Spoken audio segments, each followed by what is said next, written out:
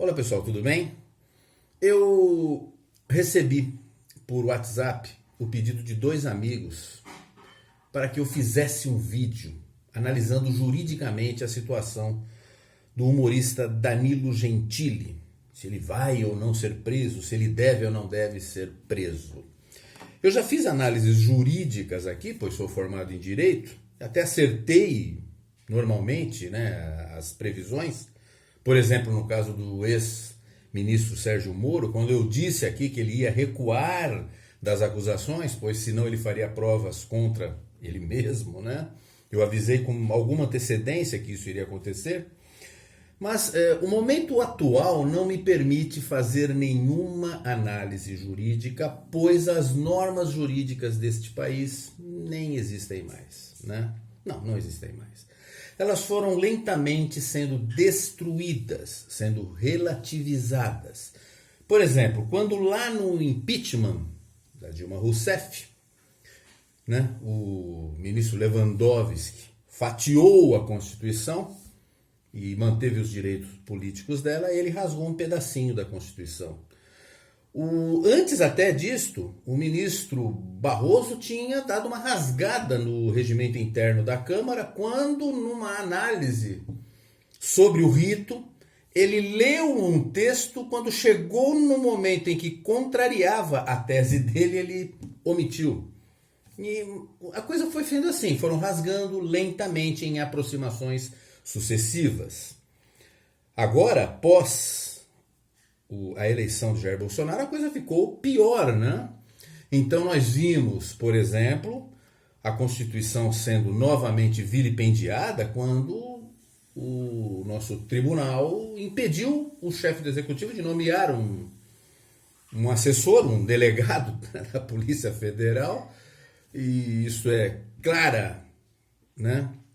uma clara afronta à Constituição Federal, mostra que os poderes não são tão independentes e harmônicos quanto deveriam ser, e as coisas foram indo cada vez mais adiante, A prisão do deputado foi um negócio impressionante, Rasgaram lá o artigo 53, e para mantê-lo preso também rasgaram o Código de Processo Penal, já que, infelizmente, ali a audiência de custódia ocorreu de maneira totalmente diversa do que está previsto no Código de Processo Penal. Então as coisas foram sendo relativizadas dentro de uma hermenêutica totalmente criativa, de caso a caso, e não dá mais para se ter convicção nenhuma, porque o ordenamento jurídico brasileiro ele simplesmente deixou de existir. A tese do crime eterno, quando está em vídeo, é um negócio fenomenal,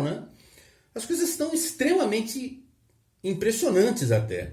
Por exemplo, o uso da Lei de Segurança Nacional para prender alguém que fez ataque a um dos poderes da nação não foi aplicada ao ministro, o famoso Pavão de Tatuí, quando fez lá uma carta que depois ele disse que não era como ministro do Supremo, que era como uma pessoa, dizendo que o atual presidente da República é um fascista, comparando a atuação dele com a época do regime nazista na Alemanha. Isso, pela régua aplicada ao deputado, deveria levar o próprio ministro à prisão, mas não levou.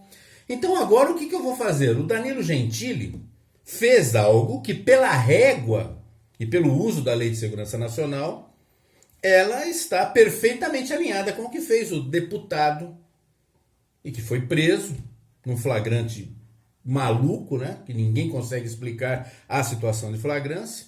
Então, eu não sei sinceramente qual vai ser a régua que vai ser aplicada aí. As normas jurídicas no Brasil já não valem mais nada. Nós vivemos uma época de total insegurança jurídica, É mais ou menos assim, olha, vamos fazer uma analogia com o futebol. O time joga contra o outro e ganha de 1-0.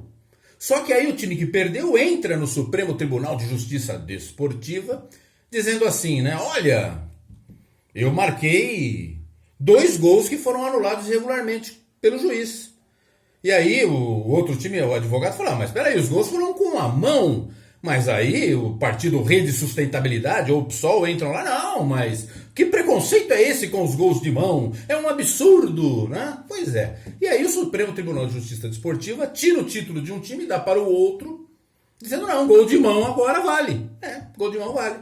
E o time campeão é aquele lá, que tinha perdido em campo pela anulação dos 2 gols. Bom, pois é. Quando uma decisão dessa é tomada, nenhuma decisão mais das regras do futebol passam a ser, né, válidas, porque tudo pode ser relativizado, né? Então o impedimento, como é que você sabe?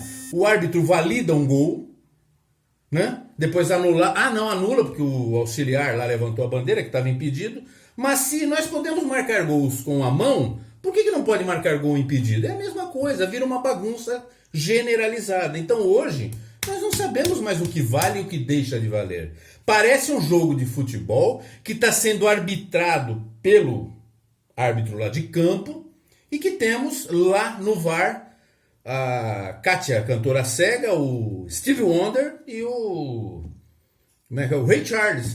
Eles é que estão lá vendo o que está acontecendo no vídeo e decidindo se vale ou não. É uma coisa mais ou menos assim. As decisões são casuísticas e eu não sei sinceramente o que pode acontecer com o Danilo Gentili. A prisão dele é um absurdo completo, mas a prisão do Daniel Silveira já foi também. Não importa o que eles falaram, você pode concordar ou não com eles, né? Eu não concordo com a maneira que o Daniel Silveira se expressou, mas o flagrante dele foi um absurdo. O Danilo Gentili também extrapolou naquilo que ele falou, mas o devido processo legal deveria ser seguido, né? Mas não estão pedindo a prisão do cara, então eu não sei dizer. Nada mais pode ser analisado com lógica, porque não sabemos mais o que passa na cabeça das pessoas que fazem, como eu falei, aquelas interpretações hermenêuticas extremamente estranhas, né? Pois é. Por exemplo, dentro do flagrante de crime permanente, dá uma olhada no que falou aqui um político, que era do Partido Comunista Brasileiro, depois foi fundador do PT e agora voltou para o Partido Comunista Brasileiro. Veja o que ele fala dos conservadores. Nós sabemos que você é nosso inimigo, mas considerando que você, como afirma, é uma boa pessoa, nós estamos dispostos a oferecer a você o seguinte: um bom paredão, onde vamos colocá-lo na frente de uma boa espingarda, com uma boa bala, e vamos oferecer, depois de uma boa pá, uma boa cova, né? Com a direita e o conservadorismo, nenhum diálogo, luta. Com a direita e o conservadorismo, nenhum diálogo, luta. Matemos, fuzilemos todos. Ele está ameaçando milhões de pessoas no Brasil. É muito mais grave do que falou o Danilo Gentili.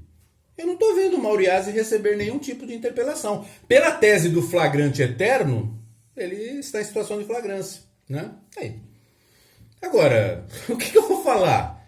É um negócio... Não tem mais regra. A regra agora é que não tem regra, né?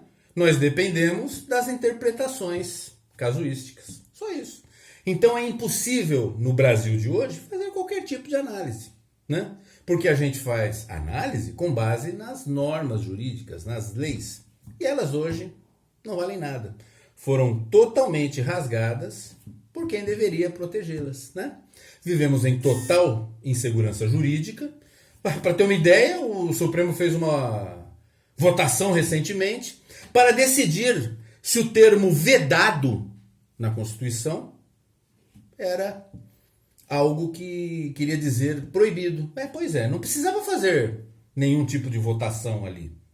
Era só perguntar para qualquer professor de português. Bom, professor de português, não, é melhor não perguntar. Eles não sabem crasear, talvez não saibam o significado de vedado. É só olhar no dicionário, meu Deus, o pai dos burros.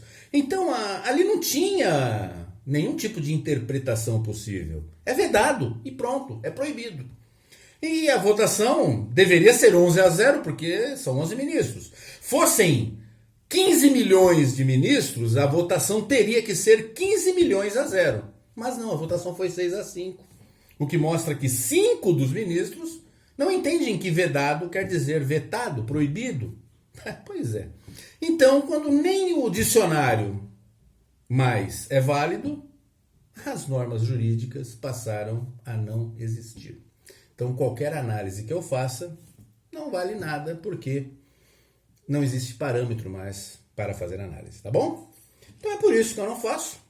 Torço para que o Danilo Gentili não seja preso, que seria mais um absurdo, mas pela régua que foi usada, ele teria que estar preso.